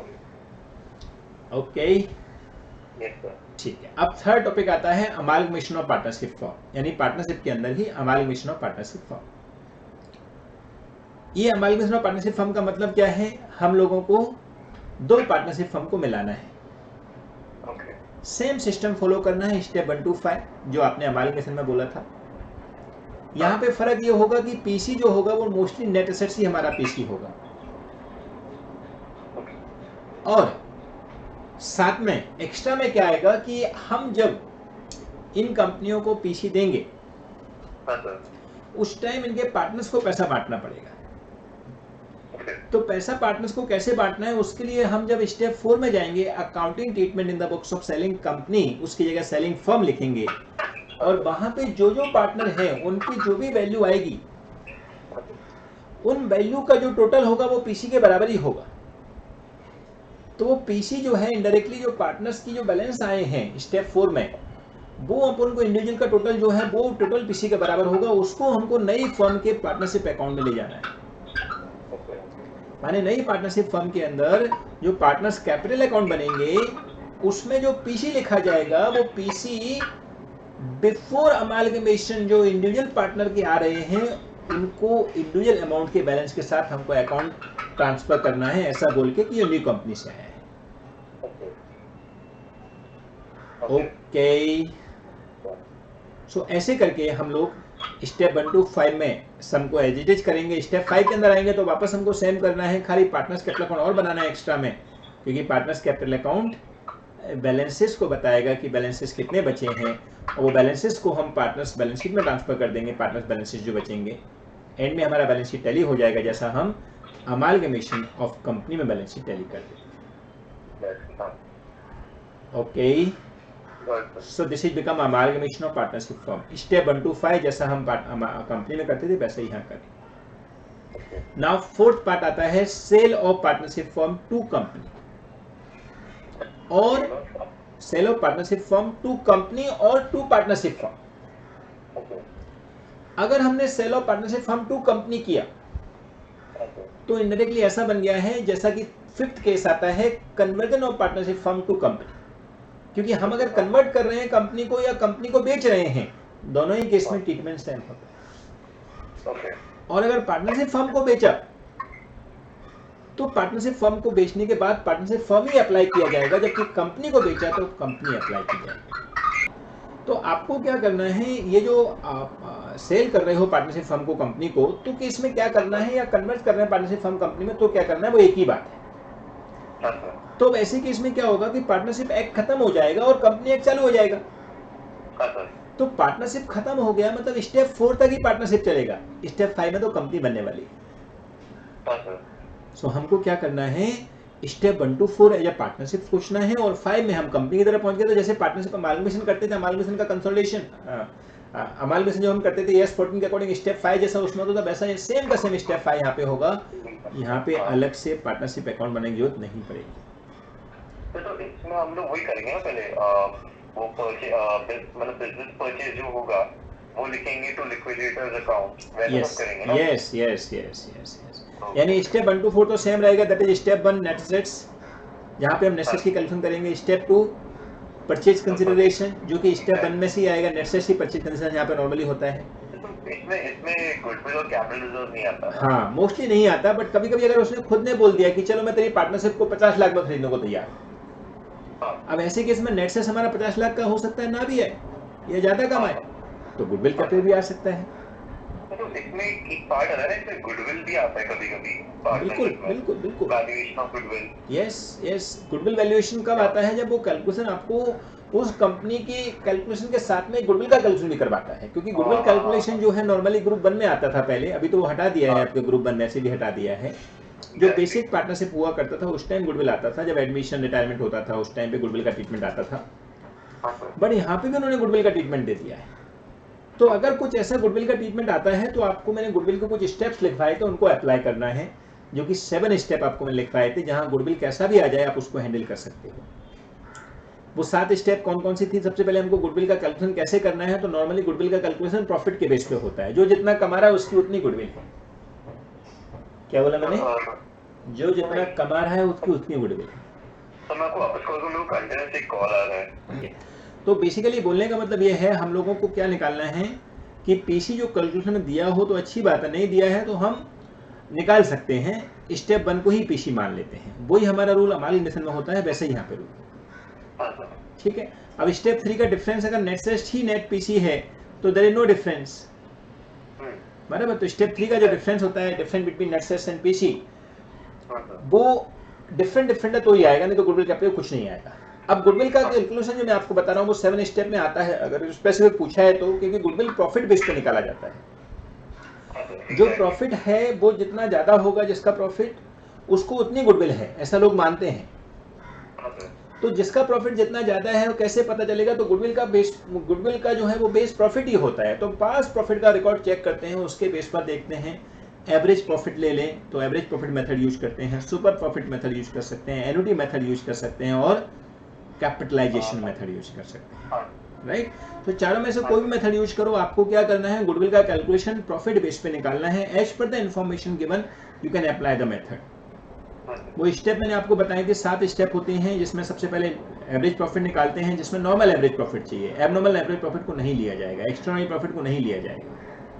फिर स्टेप 2 में फ्यूचर मेंटेनेबल प्रॉफिट निकालते हैं, जिसमें हमारा जो एवरेज प्रॉफिट है, अगर फ्यूचर में कुछ एक्सपेक्टेड चेंज होने वाला है because of this current scenario, तो हम उसको भी एडजस्ट कर देते हैं to get the future maintainable profit. फिर कैपिटल एम्प्लॉयड, ये जो प्रॉफिट कमा रहे हैं उसके लिए कैपिटल कितना लगा के रखा है, क्योंकि जो आज हमने इन्वेस्ट कर रखा है उसके अकॉर्डिंग हमको इन्वेस्टमेंट रिटर्न मिल रहा है ना। तो स्टेप 3 में हम देखते हैं कि हमारा इन्वेस्टमेंट कितना है। सो इन्वेस्टमेंट के अकॉर्डिंग वी विल डिसाइड कि हमको कितना प्रॉफिट कमा रहे हैं। सो स्टेप 3 होता है कैपिटल एम्प्लॉयड निकालना, जिसमें हम शेयर कैपिटल जो होती है उसका टोटल लगाते हैं, लेकिन यहाँ पे शेयर कैपिटल नहीं आएगी, यहाँ पे पार्टनरशिप है, इसलिए पार्टनर्स का कैपिटल का टोटल आ जाएगा, वो हमारा इन्वेस्टमेंट हो जाएगा। देन स्टेप 4 होता है नॉर्मल प्रॉफिट, यानी कि जो हम नॉर्मल एक्सपेक्ट कर सकते हैं कि इतना तो हम एफडी बना देते, फिक्स डिपॉजिट बना देते तो भी हमको मिल जाता, तो स्टेप 4 में हम प्रॉफिट निकाल देते हैं।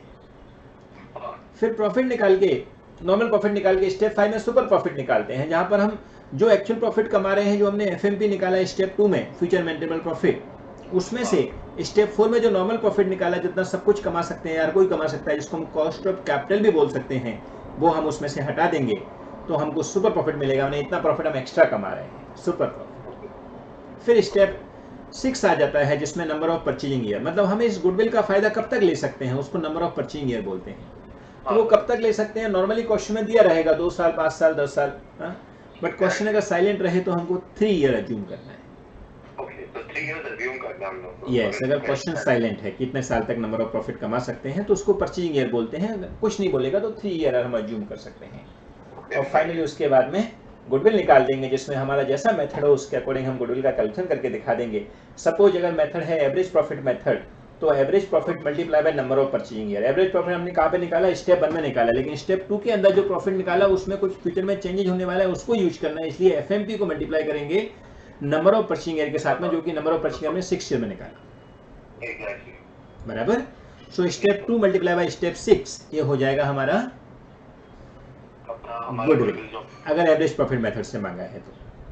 अगर सुपर प्रॉफिट मेथड से मांगा है तो सुपर प्रॉफिट यानी कि step 5 multiply by step 6 number of purchasing year, तो सुपर मेथड से हो जाएगा। अगर एन्युटी मेथड से मांगा है तो super profit into annuity factor. Annuity factor मतलब होता है present value of purchasing year. तो एक बार मैं बोल के आपको सुनाऊं, अगर मेरे को याद गया नहीं है। यस, बोल के बताइए भैया। तो पहले तो स्टेप वाइज मुझे इतना ऐसे याद नहीं है, but I can tell you ऐसा in a summary way what I understood. तो पहले तो we find out what the average profit, तो हम लोग बाकी सारे जो पिछले साल के प्रॉफिट थे we add them up and divide by the number of year, we find the average profit. Yes, अगर कुछ एब्नॉर्मल प्रॉफिट है उसमें वो भी हटा देना है, बी वेरी केयरफुल, अगर कुछ एब्नॉर्मल प्रॉफिट है तो वो भी हटा दिया जाएगा। Any abnormal entries will be deducted or added. Right. Okay. Sir उसके बाद में हमारा नॉमिनल प्रॉफिट छूटता है हम लोग को, जो हम लोग को हमारे कैपिटल एम्प्लॉयड के थ्रू मिल सकता है, that is capital employed upon नहीं, फिर हमको एफएमपी ढूंढना है, फ्यूचर मेंटेनेबल प्रॉफिट। हाँ future maintainable, so that nominal profit होगी ना, that is actually average profit, not normal profit. Future maintainable profit का मतलब होता है कि आज हम जो कमा रहे हैं क्या फ्यूचर में भी ऐसे ही कमाएंगे। जैसे आज एग्जांपल के लिए कोविड-19 आ गया, अब उस चक्कर में सिचुएशन अलग हो चुकी है, तो उस वजह से हो सकता है कि कोविड-19 की वजह से कुछ फायदा भी हो जाए, कुछ नुकसान भी हो जाए। फायदा क्या हो जाएगा कि employ can work from home, तो हमारा जो ऑफिस के खर्चे होते थे, ऑफिस एडमिनिस्ट्रेशन के जो खर्चे होते थे वो बच जाएंगे। क्यों? क्योंकि ऑफिस प्रीमाइसेस रेंट पे नहीं लेना पड़ेगा, ऑफिस का जो एक्स्ट्रा खर्चा होता था वो नहीं होगा, एम्प्लॉय अपने घर से ही काम करेंगे। तो ऐसे केस में उसके वजह से हमारा प्रॉफिट फ्यूचर में हो सकता है थोड़ा बढ़ जाए, क्योंकि एक्सपेंस की सेविंग हो गई। तो ऐसी चीज को भी कंसिडर करना है, क्योंकि गुडविल का मतलब क्या है कि हम गुडविल इसलिए निकाल रहे हैं कि हम सामने वाले को आज एक्स्ट्रा पेमेंट देने की सोच रहे हैं, बिकॉज उस पेमेंट के वजह से हम फ्यूचर में एक्स्ट्रा मुनाफा कमाएंगे। तो डेफिनेटली हमको उसके बारे में थोड़ा सोचना है और उसके अकॉर्डिंग गुडविल का कैलकुलेशन करना है। तो फ्यूचर मेंटेनेबल प्रॉफिट से मतलब होता है कि फ्यूचर में आज का एवरेज प्रॉफिट तो है ये, लेकिन फ्यूचर में हमको पता है कि आज हम ये जानते हैं कि इस सिचुएशन की वजह से हमको फ्यूचर में कुछ पर्टिकुलर चीज में नफा नुकसान होने वाला है, तो उसको भी हम यहाँ पे कंसिडर कर लेंगे और उसके वजह से जो प्रॉफिट में चेंज होगा उसको भी कंसिडर करेंगे, that is known as future maintainable profit. लेकिन इसका ज्यादा कोई वेटेज नहीं आता, इसलिए स्टेप 2 जो होता है वो स्टेप 1 के जैसा ही हो जाता है, यानी कि एवरेज प्रॉफिट ही फ्यूचर मेंटेनेबल प्रॉफिट हो जाता है। 90% केस में 10% चांस है वो बता देगा आपको कि फ्यूचर में ऐसा कुछ चेंज होने की आशा है हमको, उसके अकॉर्डिंग आप अपने प्रॉफिट को चेंज कर सकते हैं। डन। स्टेप 3 हम लोग नॉर्मल प्रॉफिट ढूंढते हैं, नहीं पहले कैपिटल एम्प्लॉय, क्योंकि नॉर्मल प्रॉफिट लगाएंगे किसके ऊपर है पता तो हो कितना पैसा लगा रखा है। ओके, तो कैपिटल एम्प्लॉयड ढूंढते पहले, yes share capital of the partner, yes, share capital नहीं बोलते उसको, कैपिटल अकेला बोलते हैं। अगर कंपनी का गुडविल है तो उसको शेयर कैपिटल बोले। कैपिटल ऑफ पार्टनर्स ढूंढेंगे हम लोग, टोटल लगा देंगे। हाँ sir, share of partners capital का टोटल लगा देंगे, वो हमारा कैपिटल एम्प्लॉयड हो जाएगा।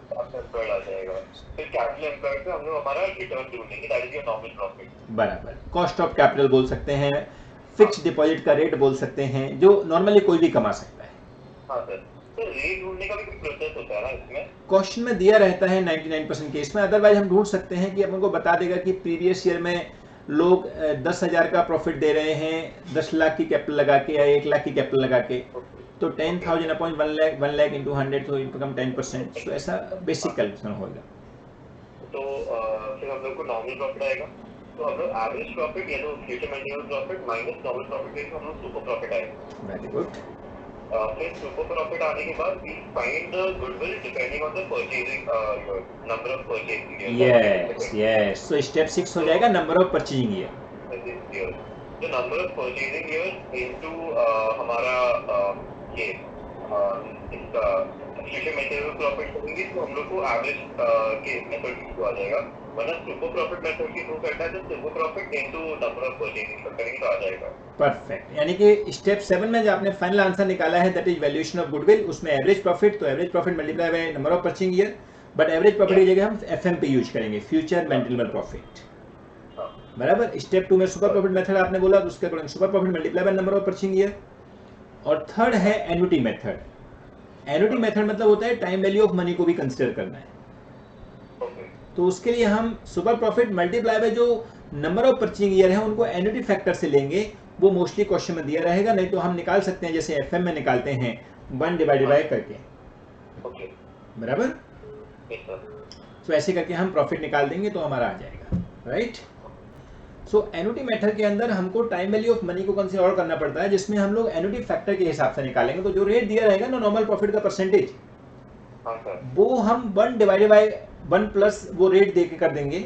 तो ऐसे करेंगे तो उसको 3 साल का परचेजिंग ईयर है तो 3 साल करेंगे, 5 साल का फर्स्ट ईयर है तो 5 साल करेंगे और इसको इक्वल टू कर देंगे तो टोटल आ जाएगा, वो हमारा एनुटी फैक्टर होता है। नॉर्मली क्वेश्चन में दिया रहता है एनुटी फैक्टर, और एनुटी फैक्टर अगर क्वेश्चन में दिया है तो हमको याद रखना है कि अगर वो एनुटी फैक्टर 1 या कुछ पॉइंट से पहले डिजिट है तो उसका मल्टीप्लाई करेंगे, और अगर पॉइंट से पहले कुछ भी डिजिट नहीं है, पॉइंट से पहले 0 है,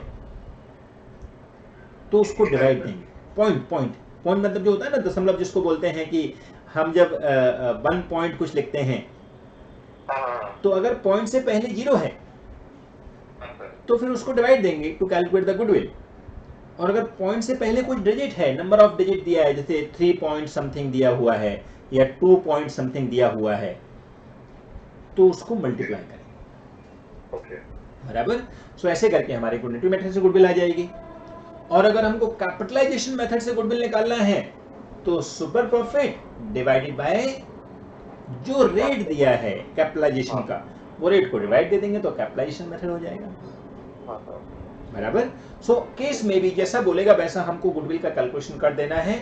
बट नॉर्मली गुडविल का कैलकुलेशन ग्रुप 1 यानी कि जो पार्टनरशिप 1 है उसके अंदर आता था, बट उन्होंने यहाँ पे भी दे दिया है, क्योंकि वो ऐसा बोलते हैं कि एडवांस पार्टनरशिप में जब पार्टनरशिप को सेल कर रहे हैं या पार्टनरशिप को कन्वर्ट कर रहे हैं तब भी तो गुडविल का कैलकुलेशन हो सकता है। एग्जैक्टली। सो उन्होंने यहाँ पर भी इनडायरेक्टली पूछा जा सकता है।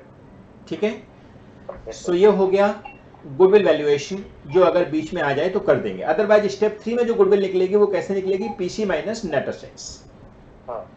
फिर स्टेप 4 में हमको accounting treatment in the books of selling company करना है। वो सब कुछ सेम रहेगा जैसा हम डिसोल्यूशन में करते थे या जैसा हम पार्टनरशिप की स्टेप 4 में करते थे। जो अमाल में थोड़ा पार्टनरशिप करते थे ना, उसमें जैसे स्टेप 4 में करते थे वही सेम यहाँ पे रहेगा। जहाँ पे हमको रियलाइजेशन अकाउंट बनाना है, एक्चुअली अगर पार्टनरशिप फर्म को कंपनी को बेचा जा रहा है तो रियलाइजेशन ही बनाना पड़ेगा, रेवल्यूशन नहीं बनाएंगे। लेकिन अगर हमारे में ना पार्टनरशिप फर्म हो रहे हैं तो हम रेवल्यूशन बनाएंगे, फिर रियलाइजेशन नहीं बनाएंगे। क्योंकि पार्टनरशिप का जब अमालगमेशन हो रहा है तो ऐसा बोला जाता है कि पार्टनरशिप जो है वो जस्ट अपने एसेट्स लायबिलिटीज को रिवैल्यूट कर रहे हैं। बट अगर सेल ऑफ पार्टनरशिप फर्म हो रहा है तो पार्टनरशिप खत्म होने जा रहा है, इसके लिए रियलाइजेशन अकाउंट यूज करना पड़ेगा। Okay, perfect. सो ऐसा करके हम क्या करेंगे, हमारे बिजनेस को रियलाइजेशन करके वट एवर पीसी भी रिसीव उसके अकॉर्डिंग हम अपने अमाउंट को खत्म करके काम खत्म कर देंगे। पार्टनर्स कैपिटल अकाउंट का जो बैलेंस आएगा वो पीसी के बराबर ही होगा। ऐसे पीसी का काम खत्म हो गया। और स्टेप 5 में आएंगे जहां पर हमको in the books of purchasing company चालू करना है। वहां पे कंपनी बन चुकी है, इसके लिए कंपनी के हिसाब से ट्रीटमेंट करेंगे। और कंपनी के हिसाब से जब ट्रीटमेंट होगा तब क्या होगा, तो हम लोग सारा वो मर्ज कर लेंगे ना सारे वैल्यू। यस, जैसा हम नॉर्मल कंपनी का अमालगमेशन करते हैं जब करते थे वैसे ही शेड्यूल 3 के हिसाब से बैलेंस शीट बनाएंगे। और जो स्टेप 1 में हमने नेट एसेट्स लिया है उन्हीं स्टेप 1 के एसेट्स को लिख के हम अपनी बैलेंस शीट में लिख देंगे।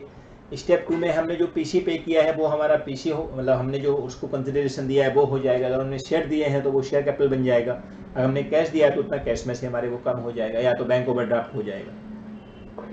बराबर। ऐसे करके अगर जनरल एंट्री मांगे तो जनरल एंट्री पास कर दो, अदरवाइज डायरेक्टली बैलेंस शीट बना दो और बैलेंस शीट आपकी टैली होनी चाहिए। Okay, so this is become sale of partnership firm to company. अब आता है अगर sale of partnership firm to firm partnership firm हो, हमने किसी और पार्टनरशिप फर्म को हमको बेच दिया, तो उस केस में सेम जैसे हमारे पार्टनरशिप फर्म होता है वैसे ही करेंगे। माने वहां पे जो नई पार्टनरशिप फर्म है वो आ जाएंगे नए पार्टनर, हमको जो भी पीसी है वो दे देगा। तो स्टेप 5 में आके भी हमको कंपनी लॉ फॉलो नहीं करना है, स्टेप 5 में आके भी हमको पार्टनरशिप एक्ट ही फॉलो करना है। तो अगर हम लोग अमालगमेट करते हैं पार्टनरशिप फॉर्म को और एंड में पार्टनरशिप फॉर्म ही बनता है, तो उसमें हम लोग रियलाइजेशन नहीं यूज करेंगे, उसकी जगह हम लोग रिवैल्यूएशन यूज करेंगे ना। यस, उसकी जगह हम रिवैल्यूएशन यूज करेंगे, जिससे क्या होता है कि जो बिजनेस होता है उसके एसेट्स लायबिलिटीज को हम रियलाइजेशन में ट्रांसफर करके बेचते नहीं है, ऐसा हम अपने आप को मान लेते हैं। लेकिन वहां पे भी अगर आप रियलाइजेशन यूज कर दो तो भी प्रॉब्लम नहीं है कुछ ज्यादा, क्योंकि रियलाइजेशन यूज करोगे तो एंड में तुम पीसी लिखोगे तो अपने आप तुम्हारा अमाउंट टैली हो जाएगा। लेकिन फिर भी वहां पे रिवैल्यूएशन यूज करते हैं और अगर पार्टनरशिप फर्म को बेच रहे हैं तो रियलाइजेशन अकाउंट यूज करते हैं। ओके, सो नाउ अगर sale of partnership firm to partnership firm है तो भी आपको सेम सिस्टम समझ में आ गया है। स्टेप 5 में हमको पार्टनर्स अकाउंट बनाना पड़ेगा, पार्टनर्स के एक्ट को ही फॉलो करना पड़ेगा, वहाँ पे भी पार्टनर्स के अकाउंट बनाना पड़ेगा, क्योंकि नई फर्म भी पार्टनरशिप फर्म ही है, जैसे अमालगमेशन में हो रहा है वैसे ही यहाँ पे हो जाए। ओके, सो ये पांचों पार्ट हैं जिसमें अमालगमेशन के पांचों पार्ट अगर आपको एक जस्ट ओवरव्यू लेना है तो आपने ले लिया है कि अपन को साथ में अपन ने याद रखा कि सबकी एक फिक्स स्टेप बनाई है, जिससे कहीं पे भी एग्जाम में कहीं कंफ्यूजन ना हो जाए, किसी में भी ना अटक जाए, क्योंकि हमको पता है हमने फिक्स स्टेप ही फॉलो करनी। बराबर? Any question, any doubt? No doubt, no very okay friends, तो हमारा ऑलमोस्ट ये 4 टॉपिक हमने कर लिए। हाँ, जैसे एक ओवरव्यू आपको टॉपिक के मिल गए, और इन सब का पर्पज एक ही है कि आप इस तरीके से स्टेप बाय चीज करो, क्योंकि अभी देखो ग्रुप 2 का चालू होने में टाइम है, आपका 1 दिसंबर आपका पेपर है, तो आप इन सिस्टम को अप्लाई कर सकते हो। So please the objective of this revision is to give overview, and जो बड़े बड़े टॉपिक हैं जिनसे आपको डर लगता है उन टॉपिक को आप इस सिस्टमेटिक वे में सॉल्व कर सकते हो, और एक स्टेप फिक्स रख के एग्जाम में आपको सोचना ही पड़ेगा सम कहाँ से चालू करना है, start with step number 1। Okay, thank you so much, all the best, bye bye.